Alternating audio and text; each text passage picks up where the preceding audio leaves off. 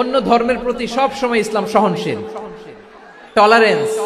যদি আপনি দেখতে চান ইসলামের নবী বিশ্ব নবীর দিকে তাকান। আমরা তো সংখ্যালঘুদের রাইটস প্রোটেক্ট করার জন্য কত আইন বানাই, কত বৈঠক করি, কত সংবাদ সম্মেলন করি। বিষ্ণু সাল্লাল্লাহু আলাইহি ওয়াসাল্লাম সংখ্যালঘুদের রাইটস এর ব্যাপারে, অধিকারের ব্যাপারে যে কথা বলেছেন, শুনলে আপনি অবাক হয়ে যাবেন। আপনি নামাজি, আপনি মুসল্লি, আপনি হাজী সাহেব, তাহাজ্জুদ পড়তে পড়তে কপালে দাগ ফেলে দিবেন।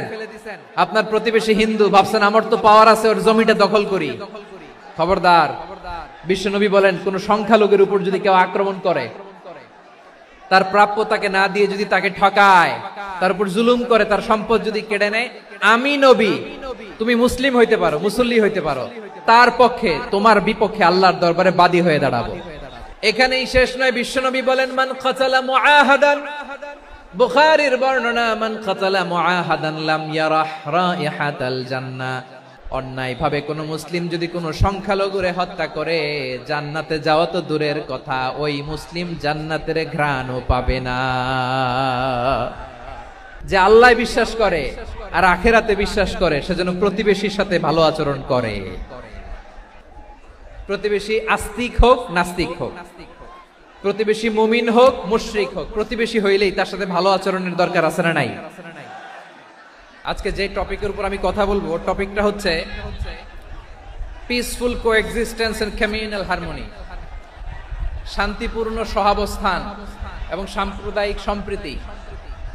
আমাদের বাংলাদেশে সাম্প্রদায়িক সম্প্রীতি আছে না নাই? আবহমান কাল থেকে আমরা মুসলিম, হিন্দু, বৌদ্ধ, খ্রিস্টান, পাহাড়ি, নৃগোষ্ঠী মিলেমিশে একাকার, আমরা সবাই মিলে বাংলাদেশ। আমাদের পারস্পরিক সম্প্রীতি, ভালোবাসা, সৌহার্দ্যপূর্ণ আচরণ, বোঝাপড়া, এটা বেশ মজবুত। তবে মাঝে মাঝে আমাদের এই সম্প্রীতির ভেতরে অনেকে ফাটল ধরাতে চায়। আমরা যে সুখে আছি, শান্তিতে আছে, এটা অনেকের ভালো লাগে না। আমাদের মধ্যে সাম্প্রদায়িক সম্প্রীতি, সৌহার্দ্যপূর্ণ আচরণ, ভালোবাসা, এটা আবহমান কাল ধরে আছে। তার প্রমাণ, আমরা তাফসিরুল মাহফিলের আয়োজন করলে আমাদের হিন্দু ভাইরা ডিস্টার্ব করে না, ঠিক কিনা? এবং আমি যদি বলি হাত তোলেন, হিন্দু ধর্মের কারা কারা এসেছেন, কত শত কত হাজার যে হাত উঠবে, আপনি অবাক হয়ে যাবেন। আমি চাচ্ছি না হাত উঠাতে। So it's our responsibility to present our religion to our non-Muslim brothers and sisters. আমাদের অমুসলিম ভাই বোনদের কাছে ইসলামের সৌন্দর্য তুলে ধরা, এটা আমাদের দায়িত্ব। We all are the ambassador of Islam. আমরা প্রত্যেকে দায়িত্বশীল, আমরা প্রত্যেকে এক একজন ইসলামের অ্যাম্বাসেডর। আলহামদুলিল্লাহ বলেন। সো আমরা যেন ইসলামের বিউটিটাকে তুলে ধরতে পারি এবং এই যে সম্প্রীতি, এটাকে যেন আমরা অটুট রাখতে পারি। আদতে বাংলাদেশের ইতিহাস বলে আমাদের দেশে কোনো দাঙ্গা নাই, আছে? আমরা ভাই ভাই, আওয়াজ করে বলুন তো, আমরা কি ভাই ভাই? কিন্তু কিছু দুষ্ট লোক আছে, তারা আমাদের সম্পর্কের মধ্যে ফাটল ধরাতে চায়, মাঝে মাঝে ঝগড়া লাগাতে চায়। দেখবেন পত্রপত্রিকায় দেখা যায় বিভিন্ন ধর্মীয় উপাসনালয়গুলোতে হামলা চালানো হয়। এগুলো রাজনৈতিক উদ্দেশ্য প্রণোদিত, এগুলোর সাথে ইসলামের কোনো সম্পর্ক নাই। এজন্য এই দুর্বৃত্তদের ব্যাপারে আমাদের সাবধান থাকতে হবে, আমরা সংঘবদ্ধ থাকবো। এই যে আমাদের পিসফুল কোএক্সিস্টেন্স, শান্তিপূর্ণ সহাবস্থান। যেদিন হিন্দুদের পূজা অনুষ্ঠান, আমরা ওই দিন তাফসির মাহফিল করি না, ঠিক কিনা বলেন? যেদিন আমাদের তাফসিরুল কোরআনের প্রোগ্রাম, ওই দিন আমাদের হিন্দু ভাইরা ডিস্টার্ব করে না। সুবহানাল্লাহ। হিন্দুদের পূজা অনুষ্ঠানে আইন শৃঙ্খলা বাহিনীর পাশাপাশি মাদ্রাসার ছাত্ররা যে সেখানে পাহারা দেয়। গোটা পৃথিবীতে এই দৃষ্টান্ত আপনি পাবেন। মাদ্রাসার ছাত্ররা, তারা তো কোরআনের ধারক, তারা হাদিসের ধারক, তারা কেন মন্দির পাহারা দিবে? এই সম্প্রীতিকে ধরে রাখার জন্য, এই সৌহার্দ্যকে ধরে রাখার জন্য, আমাদের পারস্পরিক ভালোবাসাকে অটুট রাখার জন্য। এখন বলেন, আমাদের এই ভালোবাসা অটুট থাক, আমরা চাই কি চাই না? আল্লাহ এই দেশকে তুমি বরকতময় করো, বাংলাদেশকে তুমি শান্তিময় করো। প্রিয় ভাইরা, আমি বলেছিলাম আমার আলোচনার বিষয় হচ্ছে শান্তিপূর্ণ সহাবস্থান, সাম্প্রদায়িক সম্প্রীতি। আমরা দেখব ইসলাম আমাদেরকে কি কি দিক নির্দেশনা দেয়। আল্লাহ রাব্বুল ইজ্জা ওয়াল জালাল তিনি ইরশাদ করছেন, ওয়ালা তাসুব্বুল্লাযীনা يدعون من دون الله فيسبوا الله عدوا بغير علم كذلك زينا لكل أمة عملهم ثم إلى ربهم مرجعهم فينبئهم بما كانوا يعملون رب العالمين বলেন গোলাম ও আমার ইমানদার বান্দারা শোনো শোনো লা তাসুবুল্লাযীনা ইয়াদউনা মিন দুনিল্লাহ ফায়াসুবুল্লাহা আদওয়াম বিগাইরি ইলম ও আমার বিশ্বাসী বান্দারা যারা আল্লাহকে ব্যতি রেখে দেব দেবীর পূজা করে তোমরা খবরদার তাদের গালি দিও না যদি ওই দেবতাদেরকে গালি দাও তাহলে ভুলবশত শত্রুতাবশত তারা তোমাদের রব আল্লাহকে গালি দেবে ঠিক কি না তোমরা যদি তাদের দেবতাদের গালি দাও ওরা রেগে তোমার আল্লাহরে গালি দিবে তাহলে আল্লাহরে গালি খাওয়ানোর কারণ হয়ে গেলাম আমি রব্বুল আলামিন বলেন খবরদার দেবতাদেরকে গালি দিও না তাহলে ওরা তোমার রব আল্লাহরে গালি দেবে প্রতিটি জাতির জন্য তাদের কাজকে আমি আল্লাহ সুশোভিত করে রেখেছি তারা সবাই একদিন আমার কাছেই ফিরে আসবে এরপর আমি রব্বুল আলামিন তাদের আমলনামা তাদেরকে জানিয়ে দেব সুবহানাল্লাহ পড়ে তাহলে প্রিয় ভাইরা ইসলাম আমাদেরকে শিখায় সূরাতুল আনআমের 108 নম্বর আয়াত থেকে আমরা বুঝলাম কোন ধর্মকে ছোট করা যাবে না অন্য ধর্মকে ছোট করা মানে ইসলামকে ছোট করা আর অন্য ধর্মের দেবতাকে যদি আপনি গালি দেন ওরা ইসলাম থেকে দূরে সরে যাবে যাও ইসলামের প্রতি আকৃষ্ট হয়েছিল আর কোনোদিন ইসলামের ধারে কাছে আসবে না আওয়াজ করে বলেন ঠিক কিনা এজন্য কখনো কোনোদিন অন্য ধর্মের দেবতাদেরকে গালি দেয়া যাবে না অন্য ধর্মের কোন দেবতাদেরকে আমরা গালি দিব না বরং ইসলামের beauty the beauty of Islam ইসলামের সৌন্দর্যকে আমরা তুলে ধরব আমরা যদি বিশ্বনবী সাল্লাল্লাহু আলাইহি ওয়াসাল্লামের জীবনের দিকে তাকাই তাহলে আমি দেখব বিষ্ণু ঈসা ইসলাম মক্কাতে কিংবা মদিনাতে অন্য ধর্মের লোকদের সাথে খুব পিসফুলি লাইফ লিড করেছেন হোক মুশরিক হোক খ্রিস্টান হোক ইহুদি বিশ্বনবী সবার সাথে মিলেমিশে ছিলেন আলহামদুলিল্লাহ বলেন ইসলাম হচ্ছে পিসফুল রিলিজিয়ন অন্য ধর্মের প্রতি সহনশীলতার সবক ইসলাম আমাদেরকে দেয় কিন্তু প্রতিটি মুসলিমের এটা মনে রাখতে হবে আল্লাহর কাছে পছন্দনীয় গ্রহণযোগ্য ধর্ম জীবনাদর্শ একটি সেটা হচ্ছে ইসলাম এজন্য রব্বুল আলামিন বলেন ইন্নাদ-দীনা ইনদাল্লাহিল ইসলাম আল্লাহর কাছে মনোনীত গ্রহণযোগ্য অ্যাকসেপ্টেড ধর্ম মতাদর্শ একটা সেটা হলো ইসলাম ইসলাম ছাড়া অন্য কোন ধর্ম যদি কেউ তালাশ করে তার ওই ধর্ম আল্লাহ গ্রহণ করবে না ومن يبتغي غير الإسلام دينا فلن يقبل منه وهو في الآخرة من الخاسرين Whoever seek anything except Islam that won't be accepted from him and he will be loser in the day of judgment কিয়ামতের দিন ইসলাম ছাড়া কেউ যদি অন্য কোন ধর্ম তালাশ করেছে দুনিয়াতে তার এই মতাদর্শ গ্রহণ করা হবে না and he will be loser ক্ষতিগ্রস্ত হাই হাই কোম্পানির ম্যানেজার ওর আমও শেষ সালাও শেষ প্রত্যেক নামাজ শেষে আমরা আল্লাহরে বলি আল্লাহ রাদিতু বিল্লাহি রাব্বা ওয়া বিল ইসলামি দীনা ওয়া বি মুহাম্মাদিন নাবিয়ান ওয়া রাসূলা ও আল্লাহ তোমারে রব হিসেবে পেয়ে আমরা খুশি ও আল্লাহ ইসলামকে ধর্ম হিসেবে পেয়ে আমরা খুশি বিশ্বনবীকে আমাদের রাসূল পেয়ে আমরা খুশি ইসলাম ছাড়া অন্য কোনো ধর্ম আমরা গ্রহণ করব না আল্লাহর কাছে অ্যাকসেপ্টেড রিলিজিয়ন একটা সেটা ইসলাম তো বিশ্বনবী সাল্লাল্লাহু আলাইহি ওয়াসাল্লাম মক্কাতে কিংবা মদিনাতে খুব পিসফুলি এক্সিস্ট করেছেন যে কোনো ধর্মের সাথে মিলেমিশে চলেছেন তার প্রমাণ আমরা যদি রাসূল সাল্লাল্লাহু আলাইহি ওয়াসাল্লামের বায়োগ্রাফির দিকে তাকাই তাহলে দেখব তিনি মুশরিকদের সাথে পিস ট্রিটি করেছেন শান্তি চুক্তি পিস ট্রিটি পিস এগ্রিমেন্ট আপনারা হুদাইবিয়ার সন্ধির নাম শুনেছেন 6ষ্ঠ হিজরিতে বিষ্ণু ঈসা ইসলাম মুশরিকদের সাথে এই ট্রিটি করেছেন চুক্তি আমরা তো মুসলমান বসতে পারি না আমরা দুই মুসলিম ভাই একসাথে বসে চা খেতে পারি না গল্প করতে পারি না বিষ্ণু ঈসা ইসলাম মুশরিকদের সাথে ট্রিটি করেছেন হুদাইবিয়ার সন্ধি এই সন্ধির আগে মক্কা থেকে কেউ মদিনায় যেতে পারে না, মদিনা থেকে কেউ মক্কায় যেতে পারে না, কিন্তু এই সন্ধির পরে ট্রাফিক স্বাভাবিক হয়ে গেল। মক্কার লোকেরা মদিনায় আসতে পারে, মদিনার লোকেরা মক্কায় আসতে পারে। এটাকে বলে সুলহে Hudaibiya, the peace agreement of Hudaibiya, শান্তি চুক্তি। আমরা পৃথিবীতে এখন অনেক শান্তি চুক্তির নাম শুনি, এগুলো সব the piece treaty of Hudaibiya থেকে কপি করা। আল্লাহু আকবার। মক্কার পার্ট গেল, পিস এগ্রিমেন্ট করলেন, শান্তি চুক্তি। বিষ্ণু ইসলাম মদিনায় যে কি করলেন? মদিনায় যে বিষ্ণু ইসলাম মদিনা চার্টার করলেন, মদিনা সনদ, সাহিফাতুল মদিনা, এটার বলে মদিনা চার্টার। যে ওয়েস্টে, ইউরোপে, আমেরিকাতে তারা অনেক চার্টার করে, এই সব চার্টার মদিনা চার্টার থেকে কপি করা। আওয়াজ করে পড়েন সুবহানাল্লাহ।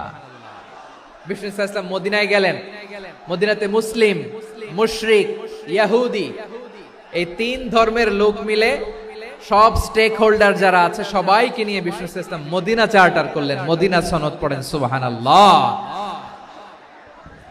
শুধু তাই নয়, মক্কাতে বিশ্বনবী পিস এগ্রিমেন্ট করলেন, শান্তি চুক্তি মুশরিকদের সাথে। মদিনাতে যে বিশ্বনবী মদিনা চার্টার করলেন, মদিনা সনদ করলেন ইহুদিদের সাথে। আবার মদিনাতে বিশ্বনবী ইহুদিদের সাথে পিস ডায়ালগ করলেন, ইন্টারফেথ ডায়ালগ করলেন, আন্তধর্মীয় সংলাপ করলেন, যেই সংলাপের মূল ভিত্তি ছিল তাওহীদ।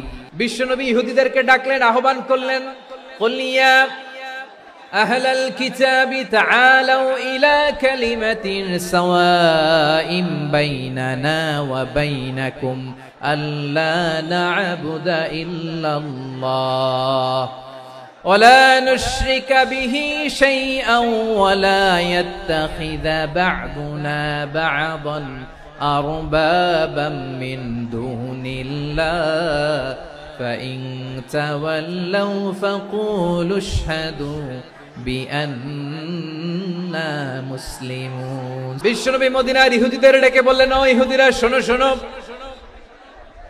আসো এমন একটা আদর্শের প্রশ্নে আমরা একত্রিত হই যে আদর্শের প্রচার তোমাদের নবীরাও করেছে, আমিও করি। যে আদর্শের কথা তোমাদের পবিত্র ধর্মগ্রন্থগুলোতে আছে, আমার কোরআনেও আছে, সেটা হলো তাওহীদ। আমরা এক আল্লাহ ছাড়া কারো ইবাদত করব না, আল্লাহর সাথে কাউরে শরীক করব না, আল্লাহ ছাড়া কাউরে রব মানব না। পড়েন সুবহানাল্লাহ। তাহলে আমার প্রিয় লালমনিরহাটের ভাইরা, মদিনাতে যে তিনি মদিনা চার্টার করলেন, মদিনা সনদ, পিস ডায়ালগ করলেন, শান্তির সংলাপ, ইন্টারফেথ ডায়ালগ করলেন, আন্তধর্মীয় সংলাপ, যার ভিত্তি ছিল তাওহীদ। তাহলে অন্য ধর্মের প্রতি সব সময় ইসলাম সহনশীল, টলারেন্স। যদি আপনি দেখতে চান ইসলামের নবী বিশ্ব নবীর দিকে তাকান, ঠিক কিনা বলেন? আমরা তো সংখ্যালঘুদের রাইটস প্রোটেক্ট করার জন্য কত আইন বানাই, কত বৈঠক করি, কত সংবাদ সম্মেলন করি। বিষ্ণু সাল্লাল্লাহু আলাইহি ওয়াসাল্লাম সংখ্যালঘুদের রাইটস এর ব্যাপারে, অধিকারের ব্যাপারে যে কথা বলেছেন, শুনলে আপনি অবাক হয়ে যাবেন। বিশ্বনবী বলেন, আলা মান যালামা মুআহাদান আও ইনতাকাসাহু আও কাল্লাফাহু ফাওকা তাআতিহি আও আখাযা মিনহু শাইআন বিগাইরি তিবি নাফসিন ওয়া আনা হাজিজুহু ইয়াউমাল কিয়ামা। খবরদার, জেনে রাখো, কেউ যদি কোনো সংখ্যালঘুর উপরে অত্যাচার করে, কোন সংখ্যালঘুর প্রাপ্য থেকে যদি কেউ কাউকে ঠকায়, সংখ্যালঘুর উপর যদি কেউ কষ্ট দেয়, কোন সংখ্যালঘুর সম্পদ যদি কেউ জোর করে কেড়ে নেয়, আমি কিয়ামতের দিন বিশ্বনবী ওই সংখ্যালঘুর পক্ষে আর ওই মুসলমানদের বিপক্ষে বাদী হয়ে দাঁড়াবো। আল্লাহু আকবার। আপনি নামাজি, আপনি মুসল্লি, আপনি হাজী সাহেব, তাহাজ্জুদ পড়তে পড়তে কপালে দাগ ফেলে দিছেন, আপনার প্রতিবেশী হিন্দু, ভাবছেন আমার তো পাওয়ার আছে, ওর জমিটা দখল করি। বিশ্বনবী বলেন, কিয়ামতের দিন ওই হিন্দুর পক্ষে তোর বিরুদ্ধে আমি বাদী হয়ে দাঁড়াবো। পৃথিবীর কোন ধর্মে এরকম স্টেটমেন্ট পাবেন? পাবেন? আপনি ভাবছেন আপনি নামাজ পড়লে হাজী সাহেব কপালে দাগ ফেলায় দিলে আপনি সেলসেলায় জান্নাতে চলে যাবেন না? খবরদার। বিশ্বনবী বলেন, কোন সংখ্যালঘুর উপর যদি কেউ আক্রমণ করে, তার প্রাপ্য তাকে না দিয়ে যদি তাকে ঠকায়, তার উপর জুলুম করে, তার সম্পদ যদি কেড়ে নেয়, আমি নবী, তুমি মুসলিম হইতে পারো, মুসল্লি হইতে পারো, তার পক্ষে তোমার বিপক্ষে আল্লাহর দরবারে বাদী হয়ে দাঁড়াবো। যে নবীর সুপারিশ ছাড়া জান্নাতের গেটও দেখা যাবে না, ওই নবী যদি বলে তোর বিপক্ষে আমি বাদী হয়ে দাঁড়াবো, ওই জান্নাতে আর ঢোকার কোনো সুযোগ আমাদের থাকবে? এখানেই শেষ নয়, বিশ্বনবী বলেন মান কাতালা মুআহাদান, বুখারীর বর্ণনা, মান কাতালা মুআহাদান লাম ইয়ারাহ রাইহাতাল জান্নাহ। কেউ যদি, কোন মুসলিম যদি অন্যায় ভাবে কোন সংখ্যালঘুকে হত্যা করে, কোন হিন্দুকে হত্যা করে, কোন বৌদ্ধরে হত্যা করে, অন্যায় ভাবে কোন মুসলিম যদি কোন সংখ্যালঘুরে হত্যা করে, জান্নাতে যাওয়া তো দূরের কথা, ওই মুসলিম জান্নাতের ঘ্রাণও পাবে না। সহিহ বুখারীর বর্ণনা, মান কাতালা মুআহাদান লাম ইয়ারাহ রাইহাতাল জান্নাহ ওয়া ইন্না রিহাহা লা ইউজাদু মিন মাসিরাতি 40 আমা। যে জান্নাতের ঘ্রাণ 40 বছর দূরের রাস্তা থেকেই পাওয়া যায়। সুবহানাল্লাহ পড়েন। এত দূরে থাকতে জান্নাতের ঘ্রাণ আপনার নাকে এসে ধাক্কা মারবে। বিশ্বনবী বলেন, যে ব্যক্তি কোন সংখ্যালঘুকে হত্যা করে জান্নাতে তো ঢুকতে পারবেই না, জান্নাতের ঘ্রাণও তার নাকে লাগবে না। পড়েন নাউযুবিল্লাহ। তাহলে সংখ্যালঘুদের ব্যাপারে ইসলামে অধিকার দেয়া আছে না নাই? এখানেই শেষ না, বিষ্ণু ইসলাম আপনার অমুসলিম প্রতিবেশীর সাথে ভালো আচরণ করতে বলেছে। আমাদের হয় না, এটা মুসলিম পাড়া, ওটা বৌদ্ধ পাড়া, হয় না? অনেক সময় হয় না, এটা আমাদের মুসলিম পাড়া, ওইটা হিন্দু পাড়া, এরকম আছে না নাই? হিন্দু যদি আপনার প্রতিবেশী হয় কি করবেন? ওর কষ্ট দিবেন নাকি? কেন? ও তো হিন্দু, ও তো আমার আল্লাহরে ডাকে না, ওরে কষ্ট দিলে জায়েজ হবে না? খবরদার। বিষ্ণু ইসলাম বলেন, মান কানা ইউমিনু বিল্লাহ ওয়াল ইয়াউমিল আখির ফালিউকরিম জারাহ। যে আল্লাহ বিশ্বাস করে আর আখিরাতে বিশ্বাস করে, সেজন্য প্রতিবেশীর সাথে ভালো আচরণ করে। সুবহানাল্লাহ। কলিজা জুড়ায় যায় না আমার নবীর কথাগুলো শুনলে? যে আল্লাহ বিশ্বাস করে, যে আখিরাতে বিশ্বাস করে, সেজন্য প্রতিবেশীর সাথে ভালো আচরণ করে। এখানে বলছে মুসলিম প্রতিবেশী বলছে, নামাজি প্রতিবেশী বলছে, আল্লাহওয়ালা প্রতিবেশী বলছে না। প্রতিবেশী আস্তিক হোক নাস্তিক হোক, প্রতিবেশী মুমিন হোক মুশরিক হোক, প্রতিবেশী হইলেই তার সাথে ভালো আচরণের দরকার আছে না নাই? বিষ্ণু ইসলাম ওনার ইহুদি প্রতিবেশীর বাসায় যেতেন। কোন প্রতিবেশী? ইহুদি। এক ইহুদি কিশোর বিষ্ণু ইসলামের খেদমত করতে, ইহুদি ছেলে আমার নবীর খেদমত করতো, তারা ছিল নবীর প্রতিবেশী। তো অনেকদিন হয় ইহুদি ছেলেটা আসে না। বিশ্বনবী খোঁজ দিলেন, ঘটনা কি? একটা ইহুদি ছেলে না আমার খেদমতে আসতো, ছেলেটা কই? খোঁজ নিয়ে জানলেন ছেলেটা অসুস্থ। বিষ্ণু ইসলাম ওই ইহুদির বাড়িতে চলে গেলেন ওই ছেলেটাকে দেখা করার জন্য, ভিজিট করার জন্য। সুবহানাল্লাহ পড়বেন না? গেলেন, যে দেখে ইহুদি ছেলেটা মুমূর্ষ, জান যায় যায় ভাব, বিছানায় পড়ে আছে, তার বাবা দাঁড়ানো। বিশ্বনবী তার মাথার পাশে বসলেন, মাথায় হাত বুলিয়ে দিলেন, আর ছেলেটাকে বললেন আসলিম, হে ইহুদি ছেলে আসলিম, ইসলাম ধর্ম গ্রহণ করো। তো ছোট্ট ছেলে ভাবে আমরা ইহুদি, এখন ইসলাম ধর্ম গ্রহণ করলে আব্বা যদি বকা দেয়। ফানাযারা ইলা ওয়াজহি আবি, ছেলেটা তার বাবার চেহারার দিকে তাকালো, দেখি আব্বা কি কয়। আব্বা যদি বলে তাইলে ইসলাম ধর্ম গ্রহণ করব। ইহুদি ছেলেটা তার বাবার দিকে যখন তাকালো, ওর বাবা বলে আতি আবুল কাসিম, আবুল কাসিম যা বলে তাই করো। আবুল কাসিম হচ্ছে বিষ্ণু ইসলামের একটা কুনিয়াত, উপনাম। আমার রাসূলের বড় ছেলের নাম ছিল কাসেম। যেমন দেখবেন আমাদের এলাকায় কারো ছেলের বড় ছেলের নাম যদি হয় আব্দুল্লাহ, এরা আব্দুল্লাহর বাপ বলে ডাকে। কারো বড় মেয়ের নাম যদি হয় ফাতেমা, এরা কি ডাকে? ফাতেমার বাপ বলে না? তো বিষ্ণু ইসলামের বড় ছেলের নাম ছিল কাসেম। ইহুদি বাবা বলল আতি আবুল কাসেম, আবুল কাসেম যা বলে তাই শোনো, মানে মোহাম্মদ যা বলে তাই শোনো। এই কথা শুনে ছেলে সাহস পাইছে, ছেলে আবার পড়তে আরম্ভ করলো আশহাদু আল্লাহ ইলাহা ইল্লাল্লাহ ওয়া আশহাদু আন্না মুহাম্মাদার রাসূলুল্লাহ। পড়েন আল্লাহু আকবার। বিশ্বনবীর আহ্বান শুনে, ওই আহ্বানে সাড়া দিয়ে ইহুদি ছেলে শাহাদা পড়ে মুসলমান হয়ে গেল। তার হৃদয়টারে ঈমানের নূর দিয়ে আলোকিত করে দিল কে? প্রিয় ভাইরা, এবার রাসূল সাল্লাল্লাহু আলাইহি ওয়াসাল্লাম বের হয়ে আসলেন ঘর থেকে, আর বললেন আলহামদুলিল্লাহিল্লাযী আনকাযাহু মিনান নার। প্রশংসা সে আল্লাহর, যে আল্লাহ জাহান্নামে চলে যাচ্ছিল প্রায়, এমন একটা লোককে মুহূর্তের মধ্যে কালেমায়ে শাহাদাতের বদৌলতে জান্নাতি বানায় দিলেন। আওয়াজ করে পড়েন সুবহানাল্লাহ। এই হাদিস থেকে আমরা কি শিখলাম? What is the moral of the story? এক নম্বর স্টোরি হলো, প্রতিবেশী ইহুদি হোক হিন্দু হোক, যাবেন, সুসম্পর্ক রাখবেন, উপহার দিবেন, বিপদে পাশে দাঁড়াবেন, তাইলেই তো আপনাদের প্রতি, মুসলমানদের প্রতি তারা আকৃষ্ট হবে, ঠিক কিনা বলেন? আপনি যদি হিন্দুদের সাথে বৌদ্ধদের সাথে নাই মিশেন, নাস্তিকের কাছে নাই যান, তো ইসলামের সৌন্দর্যটা ওরা বুঝবে কেমনে? আমার অনেক হিন্দু পরিচিত ভাই আছে, ওরা আমাদের ইফতারির প্রোগ্রামে এসে একসাথে ইফতারি করে। অনেক মদখোর আমার সাথে বসে একসাথে ডিনার করে, হাফ প্যান্ট পরা, গলায় স্বর্ণের চেইন, হাতে স্বর্ণের ব্রেসলেট, আইসা আমার সাথে ডিনার করছে, আছে এরকম। গাঁজাখোর, আমি বলে আসো, welcome welcome to my dinner, আসো বসো, বসলেই তো আমি ওর ডিএনএ, চিন্তার ডিএনএ চেঞ্জ করে দেওয়ার সুযোগ পাবো, চিল্লায় বলো ঠিক কি না? আসতে হবে আমার কাছে। The door of Islam is open 24/7. সব সময় আমাদের ইসলামের দরজা আমার অমুসলিম ভাইদের জন্য খোলা আছে না নাই? এই হাদিস থেকে দুইটা শিক্ষা। এক নম্বর শিক্ষা, প্রতিবেশী মুসলিম হোক অমুসলিম হোক, যান, অসুস্থ হইলে একটু আপেল নিয়ে যান, আঙ্গুর নিয়ে যান, কমলা নিয়ে যান, তাদের সাথে ভালো আচরণ করেন। ইসলামের বিউটি দেখে, সৌন্দর্য দেখে অবাক হবে, নসিব ভালো হলে কোনোদিন কালিমা পড়ে মুসলমান হয়ে যাবে।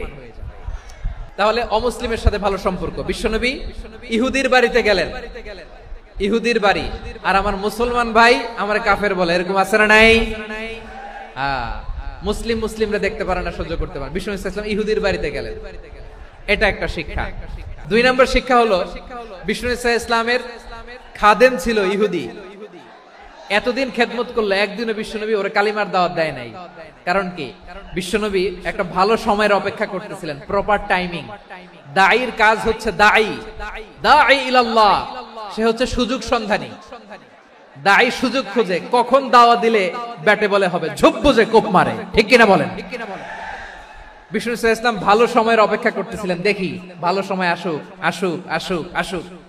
আস্তে আস্তে এমন সময় আসছে, ছেলে এবার মুমূর্ষ, অসুস্থ ব্যক্তির হৃদয় অত্যন্ত নরম থাকে। হসপিটালে যখন কেউ যায় তার হৃদয়টা বড্ড নরম থাকে, মৃত্যুর ভয়ে তার অন্তরটা নরম থাকে, ঠিক কিনা বলেন? এই প্রপার টাইমিং এর অপেক্ষা করতেছিলেন, যখনই টাইমিং পেয়েছেন দাওয়াত দিলেন, পড়ো লা ইলাহা ইল্লাল্লাহ, সুবহানাল্লাহ পড়েন সবাই। তাহলে ইসলাম অমুসলিম প্রতিবেশীর সাথে ভালো আচরণ করতে বলে। ইসলাম অমুসলিম মাতা পিতার সাথেও ভালো আচরণ করতে বলে। মাতা পিতা যদি অমুসলিম হয় তারা ফেলে দিতে পারবেন?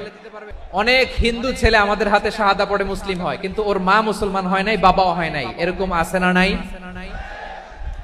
তো ও হয়েছে মুসলিম, মা বাপ হিন্দু, এখন মা বাপ কি বাদ?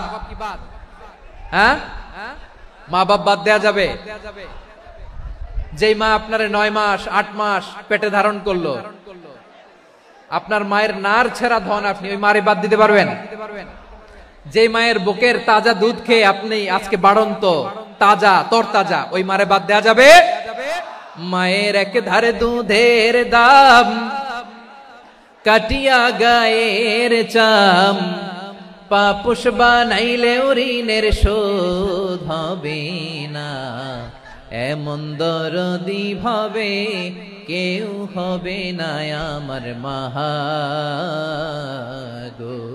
মায়ের এক ধারে দুধের দাম, কাটিয়া গায়ের চাম, পাপুষ বানাইলে ঋণের শোধ হবে না, এমন দরদি ভাবে কেউ হবে না আমার মাগো। মাকে তো বাদ দেয়া যায় না। وَقَضَى رَبُّكَ أَلَّا تَعْبُدُوا إِلَّا إِيَّاهُ وَبِالْوَالِدَيْنِ إِحْسَانًا। আল্লাহ বলে অবধারিত দুইটা ভার্ডিক্ট তোমাদের জন্য, এক আল্লাহর ইবাদত করবা আর মা বাবার প্রতি ইহসান করবা। আদেশটা কার? মা বাবার প্রতি ইহসান করতে হবে। আমার মা হিন্দু হোক ভালো আচরণ করতে হবে, বৌদ্ধ হোক ভালো আচরণ করতে হবে। আমার যে সমস্ত হিন্দু ভাইয়েরা মুসলিম হয়েছে, তোমাদের মা বাবা এখনো মুসলমান হয় নাই, তাদের সাথে ভালো আচরণ করতে হবে। আপনাদের খেদমত নিজে করতে হবে অথবা খেদমতের ব্যবস্থা করাই দিতে হবে। মান্থলি যে খরচ লাগে এটা দিতে হবে। আরে তুমি এখন মুসলিম, তোমার মা বাবা হিন্দু, এখনই তো সুযোগ ইসলামের সৌন্দর্য দেখানো। এখন মা বাবা যদি দেখে আরে এটা হিন্দু থাকতে তো বদমাইশ ছিল, বেয়াদব ছিল, কি এমন ধর্ম সে গ্রহণ করলো যেটা গ্রহণের সাথে সাথে সে পাল্টে গেল, নসিব ভালো হইলে তারাও কালিমা পড়ে মুসলমান হয়ে যাবে। বিষ্ণু ইসলামের স্ত্রীর নাম ছিল আয়েশা রাদিয়াল্লাহু তাআলা আনহা, আবু বকর রাদিয়াল্লাহু তাআলা আনহুর মেয়ে। আবু বকর রাদিয়াল্লাহু তাআলা আনহুর আরেক মেয়ের নাম হচ্ছে আসমা। দুজনই আবু বকর রাদিয়াল্লাহু তাআলা আনহুর মেয়ে, আসমা আর আয়েশা, দুজন বোন, এক মায়ের না, বাবা এক মা দুইজন। আয়েশা রাদিয়াল্লাহু তাআলা আনহার মায়ের নাম উম্মে রুমান, আর আসমা রাদিয়াল্লাহু তাআলা আনহার মায়ের নাম কুতাইলা বিনতে আব্দুল উজ্জা। আবু বকর রাদিয়াল্লাহু তাআলা আনহু 4টা বিয়ে করেছিলেন। তো একই ঘটনা ঘটেছে এই ফ্যামিলিতে। আসমা ইসলাম ধর্ম গ্রহণ করে মুসলিমা, কিন্তু তার মা কুতাইলা মুশরিকা। তার মানে মেয়ে মুসলিম, মা অমুসলিম, ভেজাল আছে না নাই? কিন্তু কুতাইলা আর ধৈর্য ধারণ করতে পারে না। নার ছেড়া ধন, কলিজার টুকরা ধন, কলিজার টুকরা সন্তান আসমারে দেখতে বড্ড মন চায়। সাইয়েদনা আসমা রাদিয়াল্লাহু তাআলা আনহা মক্কা থেকে হিজরত করে মদিনায় চলে গেলেন হুদাইবিয়ার পর। যখন মক্কা মদিনা ট্রাফিক স্বাভাবিক হলো, মক্কার লোক মদিনায় যায়, মদিনার লোক মক্কায় আসে। কুতাইলা কলিজার টুকরা সন্তান আসমারে দেখার জন্য কিছু উপহার নিয়ে বিশাল মরুপথ পাড়ি দিয়ে মক্কা থেকে মদিনায় যায়। সুবহানাল্লাহ বলেন। এখন মা আসছে মেয়ের সাথে দেখা করতে, মেয়ে তো আর দেখা দেয় না। মেয়ে ভাবছে আমার মা তো মুশরিকা, অপবিত্রা, তার সাথে কি দেখা দেয়া যাবে? বিশ্বনবীর দরবারে চলে গেলেন। কি সৌভাগ্যবান ছিল তারা, মাসলা জানার দরকার হলেই নবীর দরবারে চলে যেত। ঘরে বউয়ের সাথে ঝগড়া হলে নবীর দরবারে চলে যেত। অনেক সাহাবী বলে আমার পেটে ক্ষুধা লাগলো আমি নবীর কাছে চলে যেতাম, কারণ নবীর চেহারার দিকে তাকালেই আমার পেটের ক্ষুধা মিটে যেত। সাইয়েদনা আসমা রাদিয়াল্লাহু তাআলা আনহা বিশ্বনবীর কাছে চলে গেলেন, যে বললেন ইয়া রাসূলুল্লাহ ইয়া হাবিবাল্লাহ ইন্না উম্মি কাদিমাতুন ইলাইয়া ওয়া হিয়া রাগিবা। আমার মা মক্কা থেকে অনেক দূর মরুর পথ পাড়ি দিয়ে উপহার সামগ্রী নিয়ে মদিনায় আমার সাথে দেখা করতে এসেছে গো নবী। আমার জানতে বড্ড ইচ্ছে হয় আমি আমার মুশরিকা দেখা করতে পারবো কিনা। আফা আসিলুহা, আগে যেমনি আমি আমার মায়ের সাথে ভালো আচরণ করতাম, যেমনি আমি আমার মায়ের সাথে সদাচরণ করতাম গো নবী, এখন আমি মুসলিমা, মা মুশরিকা, এখনো কি আগের মতো সদাচরণ করতে পারবো নাকি? বিশ্বনবী বললেন নাম সিলিহা, হ্যাঁ রে আসমা, অবশ্যই অবশ্যই, আগে ঠিক যেমন তুমি তোমার মায়ের সাথে ভালো আচরণ করতে, এখনো তেমনি আগের মতো ভালো আচরণ করবা। কি ইসলাম আমরা পেয়েছি! কত ব্রড মাইন্ডেড আমাদের ইসলাম, কত ওপেন মাইন্ডেড ইসলাম, কত ওপেন আপ করতে পারে, চিন্তা করতে পারেন।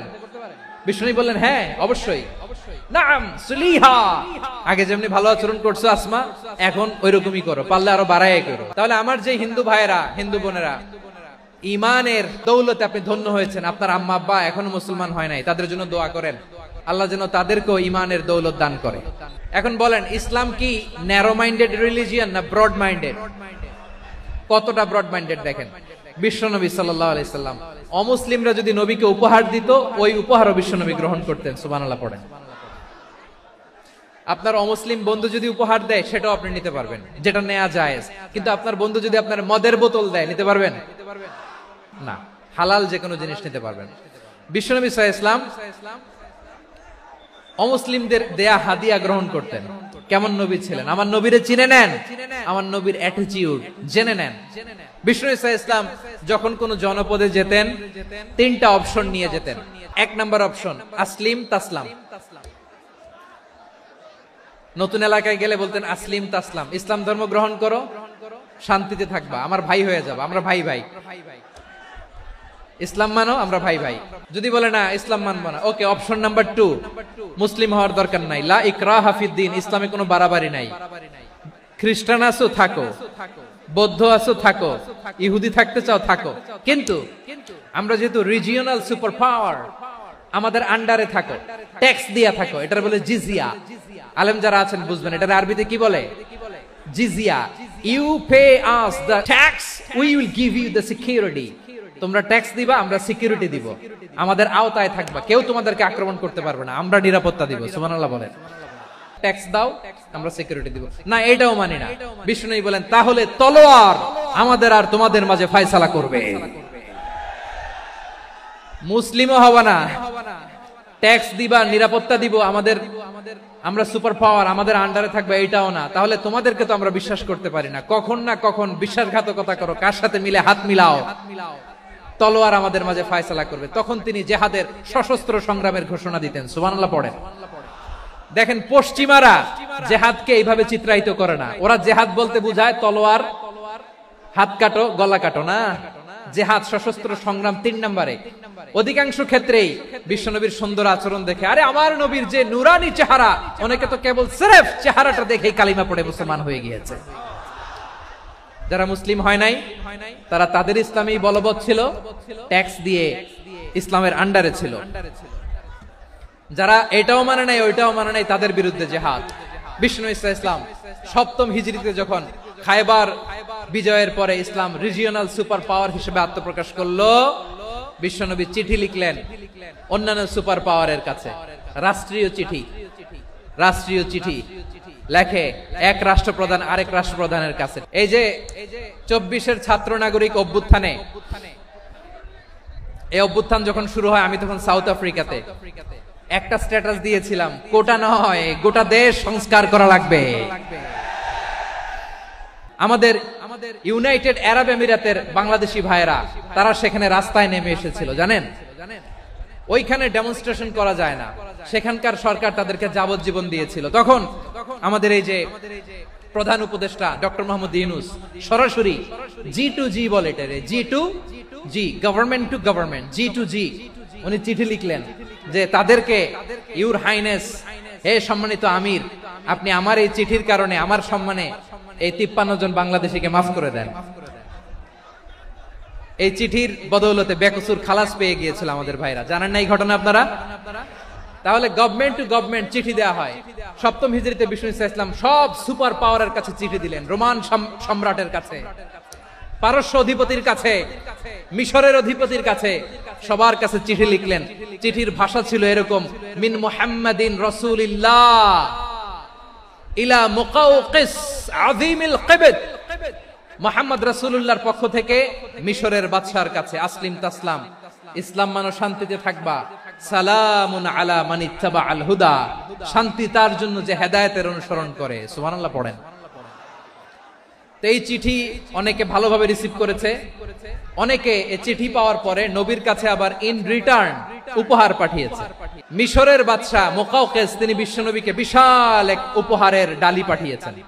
মিশরের বাদশা মুকাওকিস ছিলেন ধর্মে খ্রিস্টান। কি উপহার দিয়েছিল আমার নবীকে? 1000 স্বর্ণমুদ্রা। 2টা খ্রিস্টান দাসী, একজনের নাম মারিয়া বিনতে শামউন আল কিবতিয়া, আরেকজনের নাম সিরিন বিনতে শামউন আল কিবতিয়া। একজন খ্রিস্টান দাস 20 থান কাপড় জামা বানানোর জন্য, আমরা নবী যেন সেলাই করে জামা বানাতে পারে এজন্য 20 থান কাপড়। এরপরে একটা গাধা যেটার নাম ছিল উফাইর, আর একটা খচ্চর, এটার নাম ছিল দুলদুল। খচ্চর চিনেন? গাধা আর ঘোড়ার ক্রসিং এ যে প্রাণীটা দুনিয়াতে আসে ওটার খচ্চর বলে।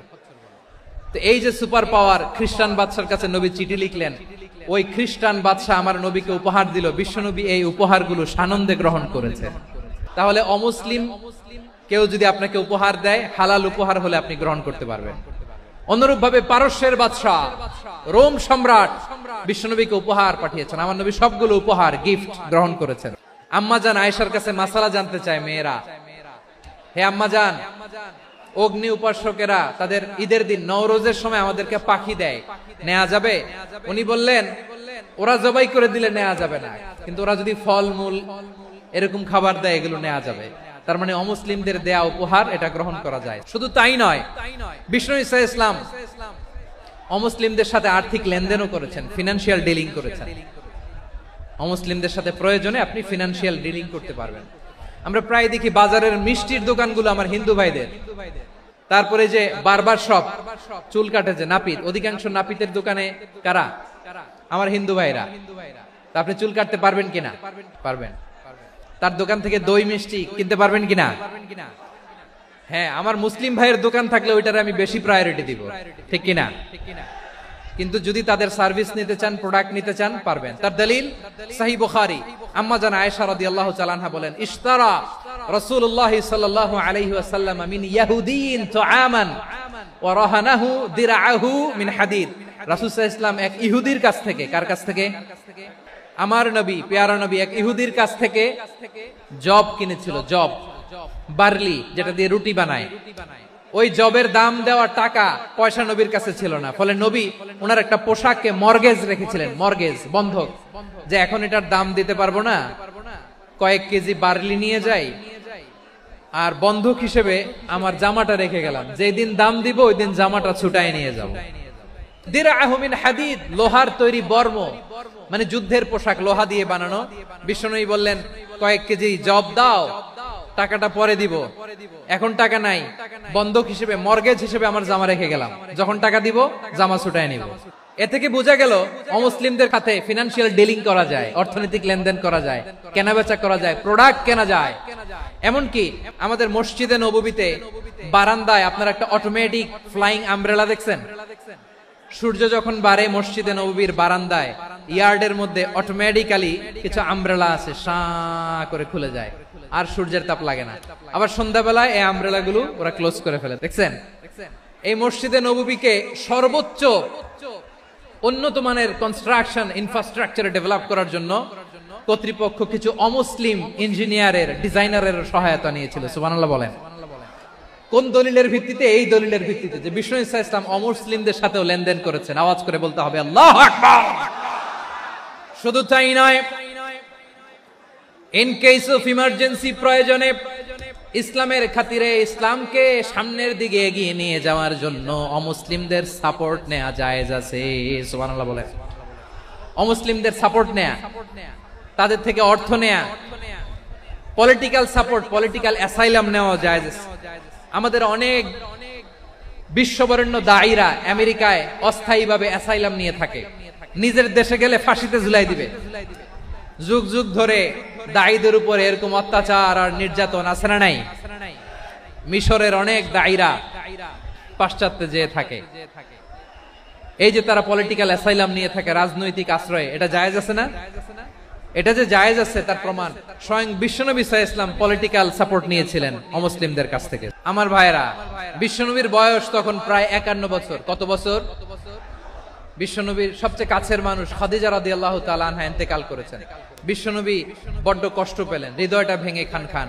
যিনি ঘরের ভেতরে বিশ্বনবীকে সান্ত্বনা দিতেন, ভালোবাসা দিতেন, বাইরে গেলে কুরাইশরা বকাঝকা করে, অত্যাচার করে, কিন্তু আম্মাজান খাদিজা রাদিয়াল্লাহু তাআলা আনহা ঘরটারে এমন শান্তির নীড় বানায় রেখেছেন, এই ঘরের ভিতরে ঢুকলে বিশ্বনবীর কলিজাটা ঠান্ডা হয়ে যেত। এজন্য রব্বুল আলামিন বলেন, খাদিজা, ও আমার বান্দি খাদিজা, জান্নাতে এমন স্পেশাল একটা ঘর আমি তোমার জন্য রেডি করে রেখেছি। ওই ঘরের মধ্যে কোনো আওয়াজ নাই, ওই ঘরের মধ্যে কোনো নয়েজ নাই, ওই ঘরে কোনো বিশৃঙ্খলা নাই। কারণ মক্কার জমিনে আমার নবী কুরাইশদের বিশৃঙ্খলা, নয়েজ আর ঝামেলাগুলোকে উপেক্ষা করে যখন তোমার ঘরের ভিতরে ঢুকতো, ঘরটারে তুমি শান্তির নীড়, ঠান্ডা, নীরব, নিস্তব্ধ, নিঝুম আর শান্তির নীড় বানিয়ে রেখেছো। এজন্য জান্নাতে স্পেশাল একটা শান্তির নীড় আমি তোমারে উপহার দেব। ওই প্রিয়তমা স্ত্রী খাদিজা ইন্তেকাল করলেন, বিশ্বনবীর হৃদয় ভেঙে খান খান। আবার ওনার চাচা আবু তালেব ইন্তেকাল করলেন, যিনি পলিটিক্যাল শেল্টার দিতেন নবীকে। আবু তালেবের ভয়ে, বিশ্বনবীর এই চাচার ভয়ে কোন মুশরিক নবীর গায়ে হাত দেওয়ার সাহস পায় নাই। এখন স্ত্রীও নাই, চাচাও নাই, নবীকে আশ্রয় দেওয়ার কেউ নাই, নবীর চারদিকে অন্ধকার। নবী এখন কই যাবেন? আমার পেয়ারা নবী নতুন স্টেশন খুঁজতেছেন, নতুন দাওয়াতি প্ল্যাটফর্ম খুঁজতেছেন। তিনি যায়েদ বিন হারেসা রাদিয়াল্লাহু তাআলা আনহুকে নিয়ে মক্কার পাশের একটা নেইবরিং সিটি তায়েফে চলে গেলেন দিনের দাওয়াত দেওয়ার জন্য। নাকি জমি কিনতে গেছিলেন? দুনিয়ার যশ খ্যাতির জন্য, নিজের কোনো লাভের জন্য? তায়েফবাসীদেরকে জাহান্নামের আগুন থেকে বাঁচানোর জন্য। আওয়াজ করে বলতে হবে ঠিক কিনা? বিশ্বনবী বিশাল মরুপথ, পাহাড়ি পথ পাড়ি দিয়ে তায়েফের মরুজমিনে গেলেন কোরআনের দাওয়াত নিয়ে, ইমানের দাওয়াত নিয়ে। কিন্তু তায়েফের লোকেরা বিশ্বনবীর দাওয়াতকে শুধু প্রত্যাখ্যান করেই থামে নাই, তারা বিশ্বনবীর সাথে অত্যন্ত খারাপ আচরণ করেছে, বিশ্বনবীকে শারীরিকভাবে হেনস্থা করেছে, আমার নবীকে শারীরিকভাবে অত্যাচার করেছে। আমার পেয়ারা নবীর গায়ে পাথর মেরেছে, বিশ্ব নবীর গা বেয়ে ঝরঝর করে রক্ত ঝরেছে, নবী জামিনের মধ্যে লুটিয়ে পড়েছেন, আবার মেরেছে, আবার নবী হাঁটতে শুরু করলেন, পেছন থেকে আবার মেরেছে, আবার নবী রক্তাক্ত হয়ে জামিনের মধ্যে লুটিয়ে পড়লেন, আবার মেরেছে। বিশ্ব নবীর মতো এত সুশ্রী মানব, বিশ্ব নবীর মতো এত শুভ্র মানব, বিশ্ব নবীর মতো এমন চমৎকার দেহাবয়ব দিয়ে রব্বুল আলামিন কাউকে বানান নাই। এরকম চমৎকার মানুষটাকে তারা তায়েফের ওই জমিনে রক্তাক্ত করেছে। বিশ্বনবী দুনিয়ার কোনো স্বার্থের জন্য সেখানে যান নাই, নিজের কোনো লাভের জন্য, প্রাপ্তির জন্য যান নাই, তায়েফবাসীদের জাহান্নামের আগুন থেকে বাঁচাতে গিয়েছেন। খেয়ে না খেয়ে দ্বীনি প্রচারের কাজে নিজেকে দিয়েছ বিলিয়ে, তায়েফের কাফিরেরা চিনল না সে আলো, দুষ্ট ছেলেদের পিছু দিল লেলিয়ে, পাথরের আঘাতে ক্ষত বিক্ষত হয়ে সারা শরীর থেকে রক্ত ঝরে। হে রাসূল তোমাকে ভুলি আমি কেমন করে, হে রাসূল তোমাকে ভুলি আমি কেমন করে। পারেন না আপনারা? ধরুন আমার সাথে, হাজার ব্যথা বেদনার পরে ফিরে আসনি তুমি আপন ঘরে, দিনের আলো তুমি ছড়িয়ে দিতে, চলে গেলে মদিনায় মক্কা ছেড়ে। হে রাসূল তোমাকে ভুলি আমি কেমন করে, হে রাসূল তোমাকে ভুলি আমি কেমন করে। প্রিয় ভাইরা, তায়েফের ছেলেরা নবীকে রক্তাক্ত করলো। আমার নবী কই যাবে? কই যাবে? মক্কায় জায়গা নাই, তায়েফে জায়গা নাই। তায়েফ থেকে ভারাক্রান্ত মন নিয়ে আমার নবী মক্কায় ফিরে আসলেন। বিশ্ব নবী মক্কায় ঢুকতে পারেন না। মক্কার মরুভূমির দিকে তাকিয়ে, উপত্যকার দিকে তাকিয়ে বিশ্বনবী ধা ধা করে কাঁদেন, ঝরঝর করে নবীর চেহারা মোবারক থেকে চোখের পানিগুলো বেয়ে বেয়ে পড়ে। আমার জন্মস্থান, আমার শৈশব, কৈশোর, যৌবন কেটেছে এই মক্কায়, আমার এলাকায় আমি ঢুকতে পারি না। বিশ্বনবী মক্কার অনতি দূরে দাঁড়িয়ে জায়েদকে পাঠালেন, জায়েদ যাও দেখো কেউ আমাকে সাপোর্ট করার মতো আছে কিনা, যাও অমুকের কাছে যাও। জায়েদ গেলেন, তারাও প্রত্যাখ্যান করে ফিরিয়ে দেয়। বিশ্বনবী বললেন যাও অমুক লোকের কাছে যাও, তিনিও প্রত্যাখ্যান করে ফিরিয়ে দিলেন। কেউ বিশ্বনবীকে আশ্রয় দিতে রাজি হয় না। নিজ জন্মভূমিতে বিতাড়িত বিশ্বনবী, সর্বশেষ বিশ্বনবী বললেন যাও মুতঈম ইবনে আদির ঘরে যাও। মুতঈম ইবনে আদি মুশরিক, তার কাছে যাও। গেলেন, মুতঈম ইবনে আদি রাজি হয়ে গেল। দেখেন অনেক বিপদের সময়ও আমি নিজে সাক্ষী, সামাজিক ভাবে, রাজনৈতিক ভাবে কত ঝঞ্ঝা, কত ষড়যন্ত্র, কত কনস্পাইরেসি পারি দিয়ে আমাদেরকে সামনে এগিয়ে যেতে হয়। এই শত্রুদের ভেতরেও একজনকে দাঁড় করিয়ে দেয় যে আল্লাহর কোরআনের জন্য রেডি হয়ে যায়। পড়েন সুবহানাল্লাহ। মুতঈম ইবনে আদি, আল্লাহ তার মনকে নরম করে দিলেন। মুতঈম বলে মুহাম্মদ আমি তোমাকে আশ্রয় দিব। তার দুই ছেলেকে পাঠালেন, যাও খোলা তলোয়ার নিয়ে, স্কট দিয়ে, গার্ড অফ অনার দিয়ে মুহাম্মদকে মক্কায় ঢুকাও, আর বলো আমি আমান দেব। আমান কি দিব? আমান মানে সিকিউরিটি, নিরাপত্তা। সিকিউরিটি ছাড়া, আমান দেওয়া ছাড়া কেউ থাকতে পারতো না মক্কায়। দুই ছেলে বিষ্ণু ইসা ইসলামকে নিয়ে আসলো। নবী কাবার চারদিকে তাওয়াফ করলেন, নামাজ পড়লেন।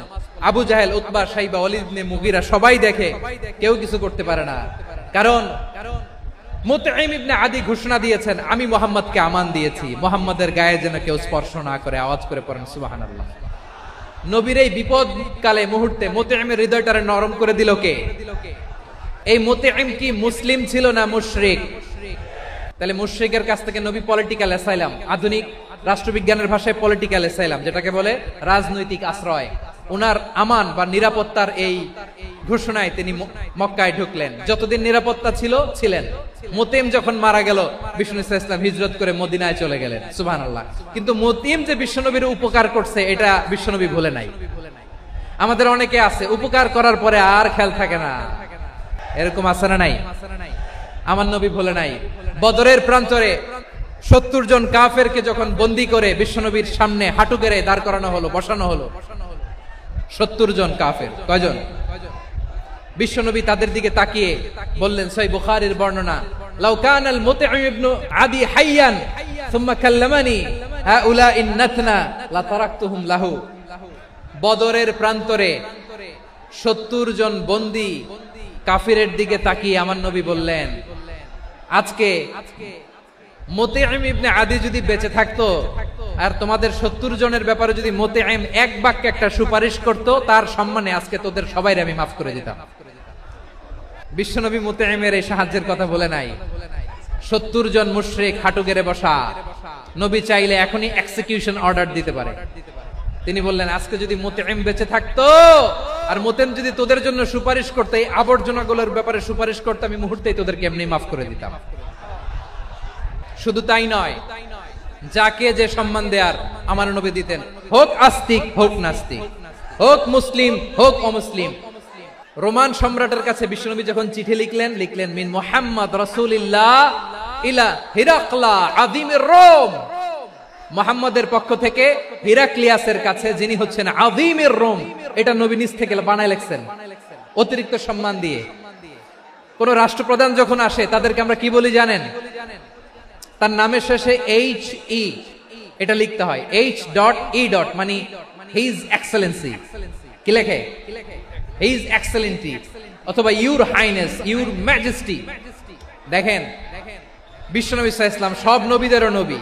তিনি একজন মুশরিক খ্রিস্টান সম্রাট, রোমান সম্রাটের কাছে চিঠি লিখতে যায়, লিখতেছে ইলা হিরাকলা আযীমির রোম, হিরাক্লিয়াসের কাছে আমার চিঠি, যিনি রোমের আযীম, হিজ হাইনেস, মানে রোমের অনেক সম্মানিত এক বাহাদুর। আওয়াজ করে বলেন সুবহানাল্লাহ। তার মানে যাকে যে সম্মান দেয়ার এটা বিশ্বনবী দিতেন। এমনকি যেই ইহুদিরা ভালো ছিল, এই ইহুদিদেরও প্রশংসা করেছেন বিশ্বনবী মুহাম্মদুর রাসূলুল্লাহ সাল্লাল্লাহু আলাইহি ওয়াসাল্লাম। এক ইহুদির প্রশংসা করেছেন বিশ্বনবী। ইহুদির কার? আমি তো আমার ভাইয়ের প্রশংসা করি না, আমি তো এক আলেম আরেক আলেমরে স্পেস দেই না, আমি তো এক দায়ী আরেক দায়ীর সাথে বসতে চাই না। আমার নবী ইহুদির প্রশংসা করে। কার প্রশংসা? ওই ইহুদির নাম ছিল মুখাইরিক। সিরাত গ্রন্থ ঘাটলে পাবেন। তিনি বলেছেন, মুখাইরিক খাইরু ইয়াহুদ, Mukhayriq is the best of the Jews. জুইশদের মধ্যে সে সবচেয়ে ভালো। কেন প্রশংসা করলেন তার? এর কারণ মদিনা চার্টারে কথা ছিল সব ধর্মের মুসলিম, মুশরিক, ইহুদিরা মিলে মদিনাকে রক্ষা করবে। কিন্তু তৃতীয় হিজরিতে যখন উহুদের যুদ্ধ শুরু হলো, সবার কথা ছিল যেই আক্রমণ করে আমরা মদিনাকে বাঁচাবো। কোন শহরকে বাঁচাবো? মদিনাকে। কিন্তু কুরাইশরা যখন অ্যাটাক করলো, ইহুদিরা আর আসে না, ইহুদিরা আর বেরোয় না। বিষ্ণু বললেন, ওহে ইহুদিরা, তোমরা না চুক্তি করলে আমার সাথে যে মদিনা বাঁচাতে সবাই ঝাঁপিয়ে পড়বো, আসো। একটা ইহুদিও বেরোয় না, কেউ আসে না সেদিন, একজন ছাড়া। তার নাম মুখাইরেক। তার নাম কি? মুখাইরেক বাহাদুরের মতো ঘোড়সাওয়ার হয়ে বেরিয়ে গেলেন এবং বললেন, গোটা ইহুদি সাম্রাজ্যের একজনও যদি না আসে, আমি মুখাইরেককে কেউ ঘরে আটকে রাখতে পারবে না। বেরিয়ে আসলেন, এসে বললেন, আমি মুহাম্মদের পক্ষে যুদ্ধ করব। আমি মারা গেলে আমার সম্পদ আমার উত্তরাধিকারীরা পাবে না, আমার সম্পদ তোমরা মুহাম্মদকে দিয়ে দিবা। সুবহানাল্লাহ বলেন। উহুদের ময়দানে 70 জন মুসলমান শহীদ হলো। এই ইহুদি, সেও মুসলমানের পক্ষে যুদ্ধ করে নিহত হলো। মুসলিমদের লাশ যখন নিয়ে আসা হলো, এই মুখাইরিকের লাশও নিয়ে আসা হলো। মুসলিমদের লাশের পাশে মুখাইরিকের লাশ দেখে বিশ্বনবী মুখাইরিকের প্রতি অনেক খুশি হলেন। আর বিশ্বনবী খুশি হয়ে বললেন, মুখাইরিক খায়রু ইয়াহুদ, মুখাইরিক যদিও তুমি ইহুদি, তারপরে তুমি সব ইহুদিদের মধ্যে সেরা ইহুদি। পড়েন সুবহানাল্লাহ। আমার নবী ইহুদিকেও সম্মান দিতে কার্পণ্য করে নাই। আওয়াজ করে বলেন আল্লাহু আকবার। এজন্য অমুসলিম হইলেই তারা আমাদের শত্রু নয়। শত্রু কারা? যে সমস্ত অমুসলিম আমাদেরকে নিশ্চিহ্ন করে দিতে চায়, যে সমস্ত অমুসলিম আমাদের ভূখণ্ড থেকে আমাদেরকে তাড়িয়ে দিতে চায়, যে সমস্ত অমুসলিম আমার ধর্ম নিয়ে তুচ্ছতাচ্ছিল্য করে চিল্লায় বলেন ঠিক কিনা, তারা আমাদের শত্রু। সাধারণ অমুসলিমরা আমার শত্রু নয়। এই যে হিন্দুরা থাকে, এরা আমার ভাই, বৌদ্ধরা আমার ভাই, খ্রিস্টানরা আমার ভাই, ইহুদিরা আমার ভাই। তারা দিনী ভাই নয়, তারা মায়ের পেটের ভাই নয়, তারা মানবিক দিক থেকে ভাই। ও মানুষ, আমিও মানুষ, ইসলাম মানুষকে সম্মান করে। সাধারণ মুসলিম আমাদের শত্রু নয়। আপনি জানেন নিউ ইয়র্কে, আমি তো নিউ ইয়র্কে ছিলাম অনেকদিন, ওখানে ফিলিস্তিনিদের পক্ষে যখন আমরা মিছিল করেছি, অনেক ইহুদি আমাদের সাথে মিছিলে দাঁড়িয়েছে, কারণ ওরাও জানে এই ভূখণ্ড ফিলিস্তিনিদের ভূখণ্ড। আওয়াজ করে বলো লালমনিরহাট ঠিক কি না? তো তারা কি আমাদের শত্রু? না। অনেক খ্রিস্টান আমাদের সাথে, আমাদের স্বার্থ রক্ষায় আমাদের পাশে দাঁড়িয়েছে। খেয়াল রাখবেন, হিন্দু আর হিন্দুত্ববাদ এক নয়, ইহুদি ধর্ম আর জায়নিজম এক নয়। এই যে ফিলিস্তিনের ভাইয়েরা, তারা তাদের স্বাধীনতা সংগ্রামের জন্য লড়াই করছে, করে যাচ্ছে, আমরা এটাকে সমর্থন জানাই। চিল্লায় বলো ঠিক কিনা? কাশ্মীরের ভাইয়েরা স্বাধীনতার জন্য সংগ্রাম করছে, আমরা সেই সংগ্রামকে সমর্থন জানাই। যারাই আমাদের ইসলামকে নিশ্চিহ্ন করতে চায়, তাদের বিরুদ্ধে আমাদের সংগ্রাম। ওই সমস্ত দুর্বৃত্তদের সাথে আমাদের কোনো সম্পর্ক নাই। আমরা যদি ঐক্যবদ্ধ থাকতে পারি, ওই দুর্বৃত্তরা চান্স পাবে না। আবু তালেব নবীর চাচা, মুশরিক, মারা গিয়েছে মুশরিক অবস্থায়, কিন্তু আজীবন আমার নবীকে আগলে রেখেছে, আমার নবীকে সাপোর্ট করেছে, ভালোবেসেছে। আবু জাহেল মুশরিক, মারা গিয়েছে মুশরিক হিসেবে, আজীবন আমার নবীর বিরুদ্ধাচারণ করেছে। আবু জাহেলের শক্তি, সামর্থ্য, স্ট্র্যাটেজি, প্ল্যান সব আমার নবীর বিরুদ্ধে ছিল। আবু জাহেলের কারণে একটা দিন শান্তিতে আমার নবী মক্কায় ঘুমাতে পারে নাই। চিল্লায় বলেন ঠিক কিনা? এজন্য রব্বুল আলামিন বলেন, লা ইয়ানহাকুমুল্লাহু আনিল্লাযীনা লাম ইউকাতিলুকুম ফিদ-দীনি ওয়া লাম ইখরিজুকুম মিন দিয়ারিকুম আন তাবাররুহুম ওয়া তুকসিতু ইলাইহিম ইন্নাল্লাহা ইউহিব্বুল মুকসিতিন।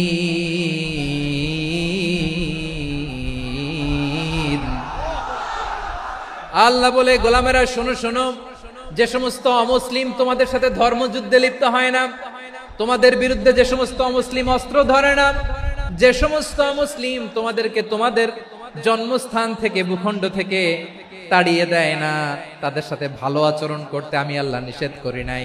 তাদের সাথে সদাচরণে কোনো নিষেধাজ্ঞা নাই, বরং তাদের সাথে সদাচরণ করো, এটাই আমি আল্লাহ চাই।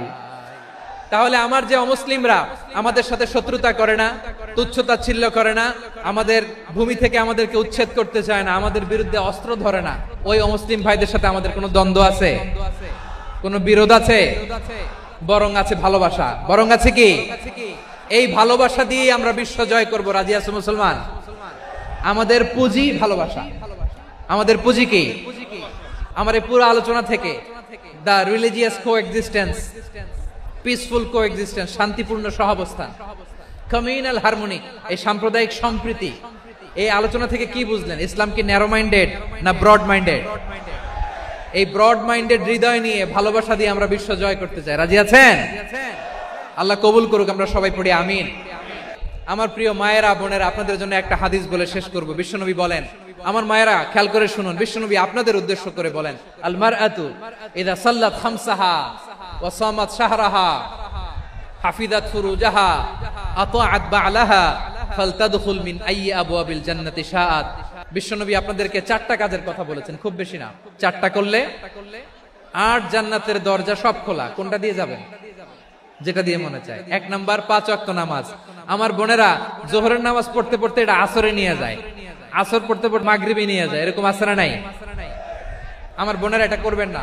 ইন্নাস সালাতা কানাত আলাল মুমিনিনা কিতাবাম মাওকুতা, সময় মতো পড়বেন। সামাত শাহরা, রমাদানের রোজাগুলো রাখবেন। হাফিজাত ফুরুজাহা, যে নারী তার চরিত্রকে হেফাজত করে, তার প্রাইভেট হেফাজত করে, তার লজ্জাস্থান হেফাজত করে। ও মায়েরা, আপনার এই গর্ভ যে কত দামি আপনি জানেন না। আপনার এই গর্ভ থেকে জন্মাবে আগামীর সালাহুদ্দিন আল আইয়ুবী। আপনার গর্ভ থেকেই জন্মাবে ইমাম আল মাহদি আল মুনতাজার। আপনার পেট থেকে জন্মাবে আবু সাইদের মতো বীর সৈনিক। আপনার পেট থেকে জন্মাবে মুগ্ধের মতো বীর মুজাহিদ। আপনি জানেন না কে আসবে আপনার পেট থেকে। সময়টাকে কাজে লাগান, ইসলামকে বুঝেন, মানেন, আমাদের ইসলামিক লেকচারগুলো শোনেন। আমরা যে বার্তাগুলো, ইনস্ট্রাকশনগুলো, দিক নির্দেশনাগুলো আপনাদের খেদমতে রাখি, এগুলো মেনে চলুন। আপনিই পারেন আপনার ঘরটাকে জান্নাতের টুকরা বানাতে। একটা family it's a very big institution and you are the MD, the managing director of this institution. চিল্লায় বলেন ঠিক কিনা? চাইলেই পারেন ঘরটারে জান্নাতের টুকরা বানাতে। 5 ওয়াক্ত সালাত, রমাদানের রোজা, নিজের চরিত্রের হেফাজত, ও আতাআত বালাহা, স্বামীর আনুগত্য। এটাতে অনেকে ভুল করে থাকে। হায় রে আমার বোনেরা, স্বামীর আনুগত্যকে এটা নিজের অপমান মনে করবেন না। আপনার স্বামী আপনার সবচেয়ে বড় গার্ডিয়ান, তিনি আপনার সবচেয়ে ভালো চায়। নারী কখনো গার্ডিয়ানশিপের বাইরে থাকতে পারে না। হয় আপনি বাবার গার্ডিয়ানশিপের ভেতরে, বাপ না থাকলে ভাই আপনার গার্ডিয়ান, ভাই না থাকলে চাচা গার্ডিয়ান, বিয়ের পরে আপনার স্বামী আপনার গার্ডিয়ান। শরিয়া সম্মত স্বামীর আদেশগুলো আপনি মেনে চলবেন, কিন্তু শরিয়া বিরুদ্ধ কোনো আদেশ মানতে আপনি বাধ্য নয়। এই 4টা কাজ যদি কোনো নারী করে, বিশ্বনবী বলেন জান্নাতের 8টা দরজা খোলা, তোমার যেটা দিয়ে মনে চায় সেটা দিয়ে জান্নাতে তুমি এন্ট্রি নিতে পারবা।